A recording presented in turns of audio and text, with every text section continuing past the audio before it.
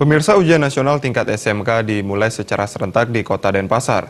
UN SMK baik negeri maupun swasta menggunakan sistem ujian nasional berbasis komputer atau UNBK. Pada hari pertama UNBK, mata pelajaran yang diuji adalah bahasa Indonesia. Dari pantauan tim liputan Bali TV, pelaksanaan UN tingkat SMK di sejumlah sekolah baik swasta maupun negeri dimulai pada pukul 7.30. Seperti halnya UN di SMK PGRI 3 Denpasar dengan jumlah peserta 742 orang. Menurut Kepala Sekolah SMK PGRI 3 Denpasar Inengah Madiadnyane, UN tahun ini pertama kali menggunakan sistem UNBK dibagi menjadi 3 sesi dan menggunakan 7 ruang lab komputer.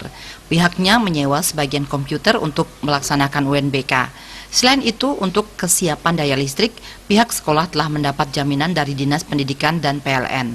Sebelum pelaksanaan UN, sekolah telah melakukan simulasi agar siswa tidak mengalami hambatan.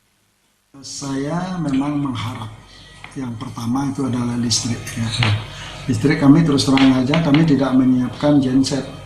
Tidak menyiapkan karena kami percaya kepada PLN, percaya kepada pemerintah bahwa di dalam UNBK ini tidak akan ada gangguan listrik.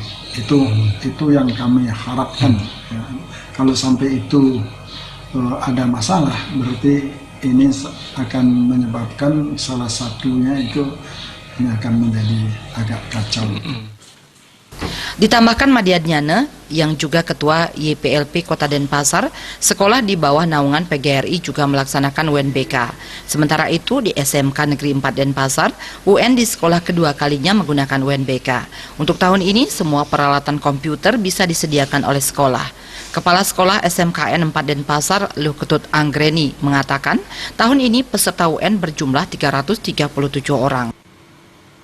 Kami minta dari APBD itu baru datang komputernya, akhirnya kemarin sudah fix semuanya. Tahun lalu kami beberapa komputer itu masih pinjam di PGRI 3, mungkin sekitar 14 komputer kita pinjam, yang lainnya kita memang punya gitu.